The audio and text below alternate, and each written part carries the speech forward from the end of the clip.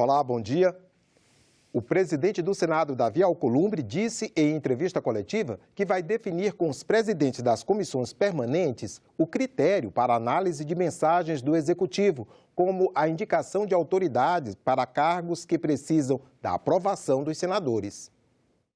Dentro do possível nas sessões, eu estou fazendo leitura de mensagens de autoridades e votação de autoridades, embaixadores ou membros dos conselhos.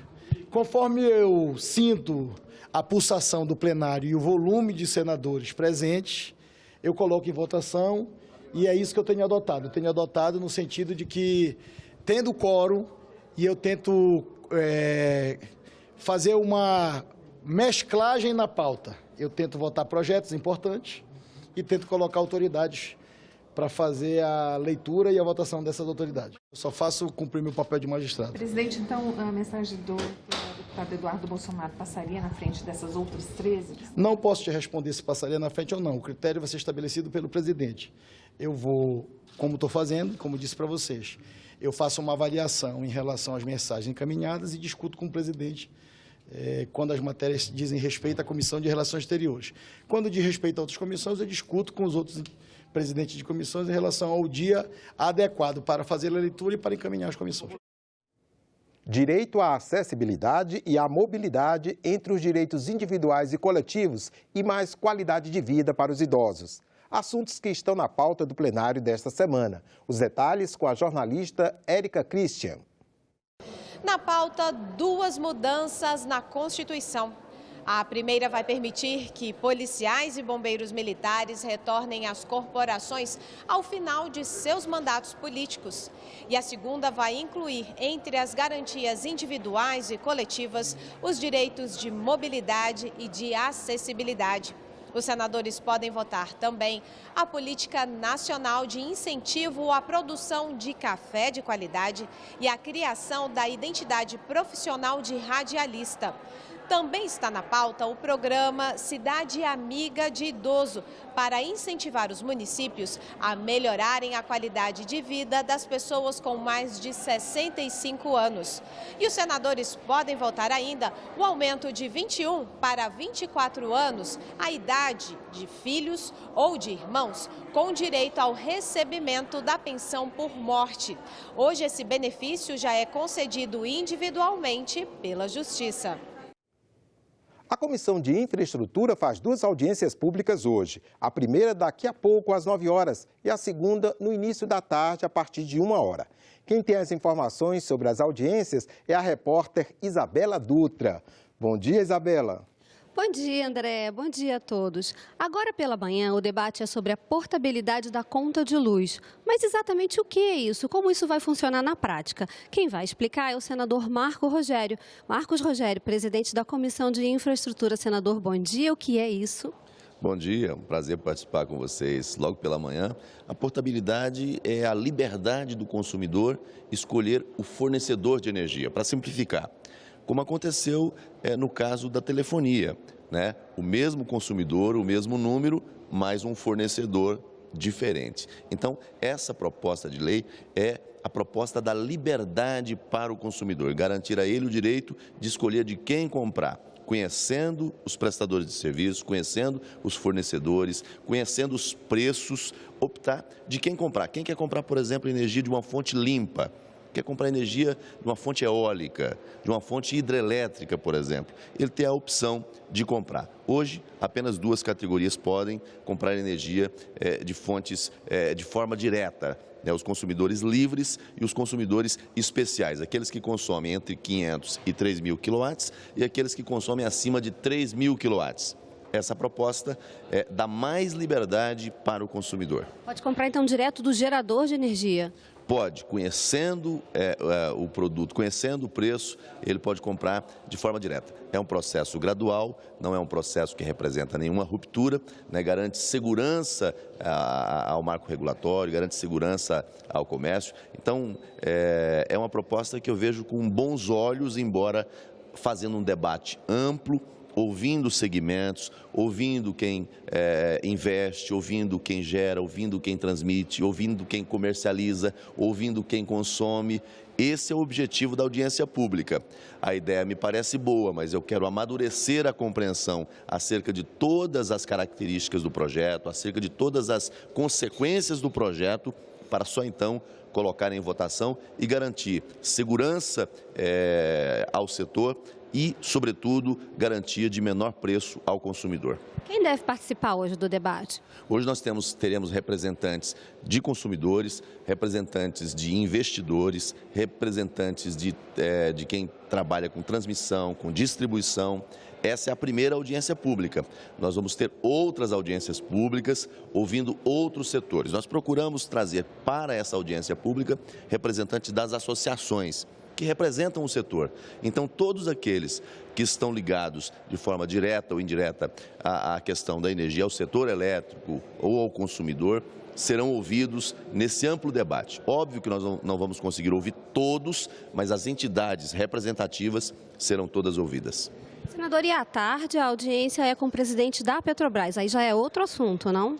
À tarde nós temos uma reunião, audiência pública, com o presidente da Petrobras, Castelo Branco, que vem aqui, já tem a agenda marcada conosco, é um outro assunto. Vamos falar sobre Petrobras, vamos falar sobre óleo, gás, sobre esse novo momento dessa estatal, né, num amplo debate com a participação dos senadores. Nós tínhamos vários requerimentos solicitando convite ao presidente da Petrobras. Eu estive pessoalmente na Petrobras fazendo uma visita à empresa e ele se comprometeu e hoje estará conosco nesse bom debate. Muito obrigada pela entrevista, senador. Um bom dia para o senhor. E você também pode participar das duas reuniões enviando suas perguntas pelo nosso site senado.leg.br/ecidadania ou então pelo telefone do Alô Senado, 0800 61 22 11. Andréa? Isabela, muito obrigado pela sua participação. Bom dia. E a Comissão de Assuntos Econômicos tem 13 itens na pauta da reunião que está marcada para as 10 da manhã. Um dos projetos proíbe o uso de animais em testes para a produção de cosméticos. O uso de animais em testes para a produção de cosméticos é proibido nos 28 países membros da União Europeia, além de Israel, Índia, Nova Zelândia e Coreia do Sul. O projeto em análise na Comissão de Assuntos Econômicos tenta incluir o Brasil nessa lista. Evitar o sofrimento dos bichinhos é o objetivo. Além dos testes, o texto proíbe a venda de produtos em que animais tiverem sido usados como cobaias. A restrição só vale, contudo, para produtos desenvolvidos após a vigência da lei. A proposta eleva o valor das multas para quem desrespeitar a proibição. Elas podem chegar a R$500 mil. O projeto original estabelecia 90 dias de prazo para a indústria se adaptar, mas o relator na Comissão de Assuntos Econômicos, o senador Alessandro Vieira, emendou o texto prevendo vigência imediata após a publicação da lei. Segundo ele, o projeto foi apresentado há 5 anos na Câmara pelo deputado Ricardo Izar. Por isso, já houve tempo suficiente para os fabricantes desenvolverem métodos alternativos. Outras comissões também se reúnem nesta manhã. Vamos conferir.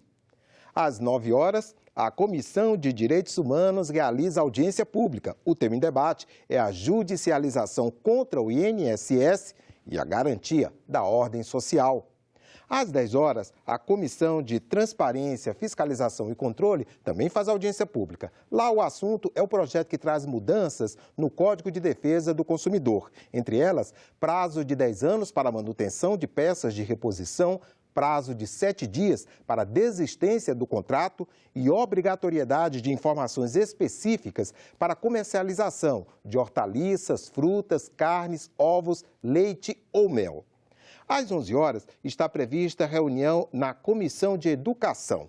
Um dos projetos da pauta é o que estende a preferência na aquisição de produtos para a merenda escolar aos produtores rurais e cooperativas que operem em regime de economia solidária. O ex-comandante do Exército, general Eduardo Vilas Boas, foi homenageado nesta segunda-feira pelos serviços prestados ao país. O vice-presidente da República, general Hamilton Mourão, e outras autoridades participaram da sessão especial. Eduardo Vilas Boas ingressou no Exército em 1967 e exerceu diversas funções importantes ao longo de seus 50 anos de carreira militar. Entre 2015 e janeiro de 2019, atuou como comandante do Exército Brasileiro. Por conta de sua carreira, o general foi homenageado pelo Senado. Assim que chegou ao Congresso, ele foi recepcionado pelo presidente do Senado, Davi Alcolumbre. O vice-presidente Hamilton Mourão, a procuradora-geral da República, Raquel Dodge, e o atual comandante do Exército, Edson Leal Pujol, foram recebidos por Alcolumbre na presidência do Senado. Logo depois, a cerimônia teve início no plenário.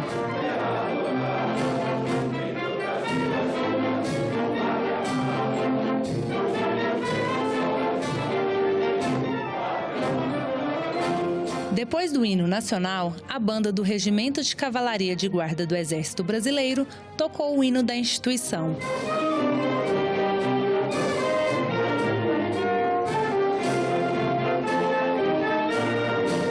A contribuição do militar foi celebrada por parlamentares, membros do Exército e familiares. A democracia brasileira tem uma dívida eterna com esse homem, cujos valores e princípios permaneceram nos momentos mais tensos, como faróis que brilham através da neblina, ajudando-nos a encontrar orientação onde os pontos de referência pareciam faltar. Além de seu admirador, eu, Davi Alcolumbre, sou pessoalmente seu fã. Tenha nesta homenagem o nosso carinho, a nossa admiração e o nosso reconhecimento de milhões de brasileiros que confiam em Vossa Excelência. Hoje, nós o vemos debilitado, face à enfermidade que o acomete. Mas é uma pessoa que nunca perdeu a altivez e que, tendo entregue o lugar de comandante do Exército Brasileiro ainda este ano, não abre mão de continuar a servir o nosso país. Mesmo com uma doença degenerativa grave que afeta a mobilidade e a respiração, Vilas Boas continua trabalhando.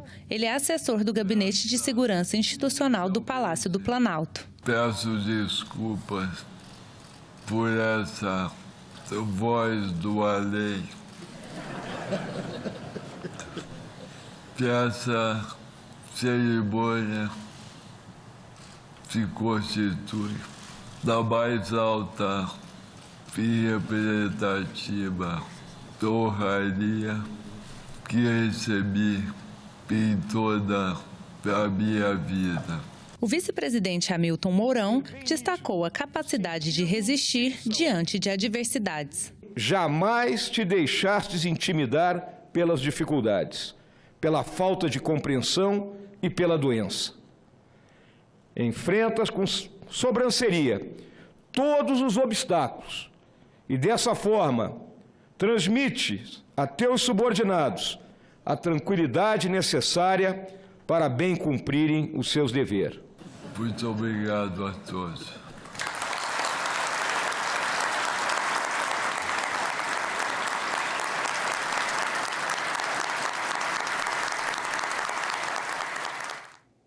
A Comissão de Direitos Humanos realizou audiência pública para analisar as mudanças que a reforma da Previdência pode trazer para a população negra e outras minorias. Dados de 2017 do Instituto Brasileiro de Geografia e Estatística, IBGE, apontam que a população negra representa uma parcela de mais de 112 milhões de pessoas, o que corresponde a cerca de 54% dos brasileiros. E para entender o impacto da reforma da Previdência na população negra, a Comissão de Direitos Humanos ouviu especialistas e representantes que demonstraram preocupação com as mudanças. A reforma da Previdência atingirá o mais pobre. Atingirá o mais pobre. E como vimos nos gráficos do professor Eduardo, o mais pobre, população negra, população periférica. Então, nos alcança, toda essa questão nos alcança e nós precisamos nos articular e reagir e provocar o Senado para essa reflexão mais técnica, mais madura e mais humana, respeitando a Constituição Federal. Outro ponto criticado pelos participantes foi o benefício de prestação continuada, o BPC. Qual é a maldade que eles fizeram? Não, nós não tiramos fora o BPC. ao contrário, eles incluíram no texto constitucional, agora fica cravado no texto constitucional que família que tiver uma renda per capita maior com 4 salários mínimos, isso que você falou, está fora. Por que eles fizeram isso? Porque o Supremo Tribunal já está dando ganho de causa quando a família mostra que não tem que se manter. E daí fica fora desse 1/4. Pesquisadores da Oswaldo Cruz e uma professora da Federal Fluminense demonstra que 67% das pessoas que utilizam o BPC no município fluminense, que é um grande exemplo para nós, não há em todo o Brasil, inclusive essa pesquisa ainda falta, mas o município fluminense é importante para que a gente possa avaliar. E veja a quantidade de negros que utilizam o BPC. 68%, 38% branca e 1,41% de amarela. Portanto, o fim do BCP, esses problemas que acarretam o BPC, o benefício de progressão continuada, obviamente irá impactar a população negra. A luta da população negra e as desigualdades enfrentadas também foram tema da audiência pública. Pesquisa nacional por amostras de domicílios mostra que a taxa de analfabetismo em 2016 era de pouco mais de 4% de brancos e quase 10% de negros. A taxa de desocupação mostra que mais de 14% dos pardos, 13,6% dos pretos e 9,5% dos brancos sofrem com desemprego. A média salarial varia de acordo com a cor ou raça. O rendimento médio da população branca é de quase R$ 3.000, enquanto negros recebem até R$ 1.600. Para a presidente da Sociedade Protetora dos Desvalidos, a reforma vai piorar ainda mais a situação da população negra no país. O BPC é apenas um ponto. A reforma, de um modo geral, prejudica, sobretudo, como também já foi bem demonstrado nas lâminas, o povo preto e as mulheres negras, que é a base social mais vulnerável hoje. Estamos aqui hoje, no dia 12 de agosto de 2019, com as mãos limpas, sem poder bélico, pedindo para parar com o maior genocídio que acontecerá no Brasil com essa reforma da Previdência. E a reforma da Previdência também é o tema da nossa entrevista de hoje. O senador Paulo Paim critica o texto que chegou ao Senado e diz que se os governos tivessem respeitado o sistema de seguridade social, não haveria necessidade de alterar as regras de aposentadoria dos brasileiros. Olá! Aprovada na Câmara dos Deputados, a reforma da Previdência começa a tramitar no Senado. Nós vamos conversar sobre o assunto com o senador Paulo Paim, do PT do Rio Grande do Sul. Seja bem-vindo, senador. Eu agradeço, Renata. Muito bom estar aqui contigo num tema tão importante para todo o povo brasileiro, que é a Previdência. Senador, o senhor está há 33 anos no Parlamento, não é isso? O 33. Foi deputado constituinte? 4 vezes. Deputado constituinte, depois mais 3 senador. Então, 4 mandatos de deputado federal. E como é que o senhor vê o conflito que todos os governantes do país identificaram e tentaram mudar em relação ao que a Constituição previu para a Previdência e Seguridade Social? É que nesse país, infelizmente, muita gente não reconhece. Eu fui constituinte, a chamada Constituição Cidadã, né? Essa palavra é de Ulisses Guimarães. Tenho saudade daqueles tempos de Mário Covas, Ulisses Guimarães, né? Manuel Brizola, grandes líderes que marcaram o seu tempo, sem sombra de dúvida. E que sabiam articular, negociar, dialogar. Tancredo Neves também, não dá para negar. Enfim, se eu vou lá, eu vou passar lá para o Juscelino Kubitschek e vou terminar lá em Getúlio. Mas o que eu queria dizer é que eu lamento muito, porque foi um pacto social ali, aquele, principalmente, eu diria, independente da questão do trabalhador, e todo mundo sabe que eu defendo com muito amor, é o da Seguridade Social, que estava a saúde, assistência e previdência. Está ali. É o tripé fundamental, porque tu cuida da assistência social para todo o povo, saúde, que é fundamental para as nossas vidas, né? E a previdência, claro, alguém pode estar vindo, mas a educação, claro que a educação também nós temos um carinho especial, como também a segurança. Agora lá, vamos tratar da previdência. Lá nós tratamos que a previdência teria uma cesta de impostos que iam abastecer a nossa previdência para sustentar os benefícios de todos os aposentados, pensionistas, enfim. E ali nós falávamos, e colocamos, está escrito, tributação sobre lucro, faturamento, PIS/PASEP, jogos lotéricos, empregado, empregador, CONFINS, toda vez que vende ou compra alguma coisa. Então, se tivessem respeitado na íntegra, não estou falando só de um governo ou de outro, o que estava escrito ali nós com certeza não teríamos problemas nenhum na nossa Previdência. Não respeitaram e chegamos a esse momento em que entra governo, sai governo e se caminha, em qualquer crise, é atingir os direitos dos trabalhadores e dos aposentados e pensionistas. Claro que eu discordo radicalmente. Leio uma Constituição, eu presidi a CPI da Previdência. Lá eu comprovei, e já falei aqui, inclusive, no outro programa com você.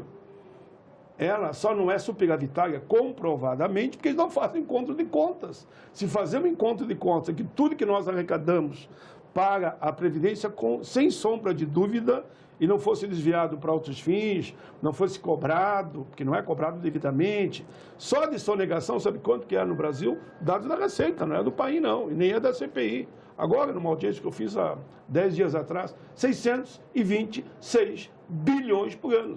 Senador, mas mesmo sonegação. Mas mesmo com a projeção de crescimento populacional do país, o senhor acredita que não é necessário fazer grandes mudanças em relação à Previdência? Não é necessário. O problema da Previdência é no aspecto de arrecadar e pagar. Não é isso que eles querem ouvir? É isso que eles só trabalham com números. Eu também trabalho com números. Mas eu digo para ti, se eu posso ter 626 bi por ano a mais, não está resolvido o problema da Previdência? Então, ataquem a sonegação, ataquem o desvio do dinheiro. Por que não combatem os grandes devedores? Não combatem. Isso aqui é uma ilusão que vão fazer. Esse governo sai, talvez venha um outro governo, vai de novo falar que tem que fazer uma outra reforma da Previdência. Esse aqui já está falando que querem botar aqui no Senado, que é um serviço sujo, que eu espero que o Senado não faça, querem retornar a capitalização. O que é isso? A capitalização não deu certo em país do mundo nenhum. Agora vão trazer para o Brasil e vão dizer que isso é bom para o brasileiro? O cara vai se aposentar com $6 por ano, ou com meio salário mínimo? Absurdo. E tem questões nessa reforma que merecem, desculpa a expressão, né? Mas tinha que ter uma xingação, eu sou do tempo da xingação. Ou seja, a indignação da gente tem pontos que é absurdo. Se quiser, eu cito alguns pontos que eu acho absurdos e que eu vou perguntar para os senadores aqui no plenário se concordam com isso. Primeiro, questão número 1, o Senado não pode ser uma casa carimbadora. Eu venho dizendo isso há mais de 2 meses, que já fez isso na reforma trabalhista, tem feito isso em MPs, quer fazer numa outra MP que está vindo do tal de liberdade econômica, que chegou aqui com 7, 8 artigos, já está com mais de 50, e a maioria... Chamada de MP Jumbo, MP Jumbo, que tudo tira direito do povo trabalhador. Não dá, o Senado tem que se debruçar, discutir, avaliar e colocar. Mas quer alguns exemplos, eu coloco aqui dos absurdos que tem nessa reforma. Eu só queria, antes da gente entrar na avaliação dos tópicos específicos, assim, entre os insatisfeitos com o texto, existe alguma estratégia prevista para tentar modificar a reforma no Senado? Claro, nós não jogamos toalha nunca, só que nem jogador de boxe. Jogador de boxe, que nem, como é que chama? Aquele esporte que é o boxe e tantas lutas nesse esporte, né? Nós vamos fazer com a sociedade civil o corpo a corpo, queremos fazer quantos debates for necessário, nas comissões, na CDH com certeza, vai ter no mínimo 1, 2, 3 por semana, né? Porque eu presido, lá eu vou fazer, queira ou não queira eu vou fazer. Na CCJ... Mas o debate da proposta de emenda à Constituição, ele vai ser na CCJ? Não necessariamente. Alguém vai proibir, na Comissão de Direitos Humanos, eu discutir o interesse dos trabalhadores aposentados e a reforma da Previdência? Não vai. E eu vou fazer lá, no mínimo 2 por semana. A CCJ também vai fazer. Acho que para convencer os senadores, eu quero convencer os senadores, mas quero que você que esteja em casa ouvindo, saiba que o teu direito de se aposentar está em perigo com essa reforma. Vamos pegar só um exemplo, já que eu estou falando nisso. Aposentadoria especial. Calcule você é mineiro. Você precisa trabalhar numa mina com 20 anos. Eles reconhecem que a tua área é insalubre, penosa, enfim, é de alto risco. Só pode ficar lá 15 anos. 20 com 15, dá quanto? 35. E não pode trabalhar com mais de 50 anos, 55 anos. O 55, falando no plenário. 20 mais 15, 35. Para 55, 20. O que você faz com esses 20 anos? Sabe quanto você vai receber nesses 20 anos? Nem um centavo. Você diz que na mina não pode trabalhar mais, tu está apto a se aposentar. Só que o governo diz só quando tivesse 55 anos. O pulmão já está afetado, trabalhando numa mina, mas vamos pegar agora um metalúrgico, é mais comum, pode se aposentar. E eles reconheceram na proposta que vem da Câmara, 25 anos. 25 anos você tem de contribuição. Começou com 20 para 45. Agora para 60, 45 para 60, mais 15 anos que você vai... Como é que fica esses 15 anos do metalúrgico? Ele vai ficar olhando, procurando, pedindo esmola na rua, porque ele não poderá mais trabalhar. Querem outro exemplo gravíssimo? O senhor acredita que as mudanças em relação à aposentadoria especial por insalubridade seria o ponto mais grave agora da atual reforma? É tão grave, tantos que esse é um dos mais graves. Vou dar outro aqui, ó. BPC. Eles falam que retiraram toda a questão do BPC. Só que eles estão botando na Constituição uma proposta que o critério passa a ser definitivamente, bota na Constituição, que é 1/4 da renda per capita familiar para recebimento do BPC. O Supremo já está decidindo, baseado no estatuto que eu fui o autor, que pode ser um salário mínimo. Mas quando eles botam na Constituição, o Supremo não pode fazer mais nada. Isso aqui é um absurdo. Vai consagrar que se na sua casa tiver uma renda per capita que ultrapasse a 1/4 do salário mínimo, que é mais ou menos R$250, ninguém pode ganhar o BPC. Esse é um deles. A média de cálculo. A média de cálculo passa de ser de toda a tua vida laboral. Cidadão, pegou meu caso, eu nessa fábrica eu estava ganhando, digamos que eu estivesse ganhando, como exemplo, R$5.000. Pela lei de hoje, você pega 80%, ou seja, R$80 de contribuições, e faz o cálculo. Te dá próximo, digamos... E aí exclui aquele início da carreira, isso, né? Que isso. todo mundo começa no Senai, quando eu comecei, eu ganhava meio salário mínimo, né? Que ganhava muito pouco. Agora não. Agora é toda a vida laboral. Significa que vai ter prejuízo para você que vai se aposentar, digamos, em novembro. Porque queira ou não queira, até outubro aqui deve ser aprovada essa reforma, eu queira ou não queira. Você que preparou para se aposentar em novembro, que estava sonhando se aposentar, digamos, com R$2.000, pode diminuir, conforme o caso, de 20% a 30% ou até 40%. E daí, isso é justo? Não é justo. É irracional, é cruel, é uma maldade que estão fazendo o nosso povo e nossa gente. E nós não podemos dizer amém a isso, mas de jeito nenhum. Então vai ser corpo a corpo, vai ser debate, vai ser documentos comprovando que isso aqui, como está, não pode ser aprovado. Mais um ponto, senador, pensão por morte. Isso aqui que é também outro dos pontos considerados é uma polêmicos, das grandes preocupações de todas as pessoas.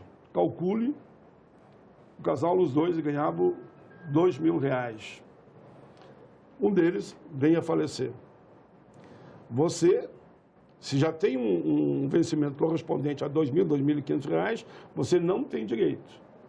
Mas, pelo outro lado, também poderá receber, conforme o caso, correspondente a uma pensão menor que o próprio salário mínimo. Quando a Constituição brasileira diz que ninguém pode receber de benefício menos que um salário mínimo. Por isso alterar a Constituição, Por isso alterar a Constituição, claro. Por isso que isso é uma emenda constitucional e por isso, tanto no BPC como também nessa questão, eles querem botar na Constituição que o benefício da pensão por morte pode ser até menor que um salário mínimo. Senador, muito obrigada pela entrevista. Ficamos por aqui. Você pode rever as reportagens desta edição na nossa página na internet, senado.leg.br/TV. Obrigado pela companhia e continue sintonizado aqui na TV Senado.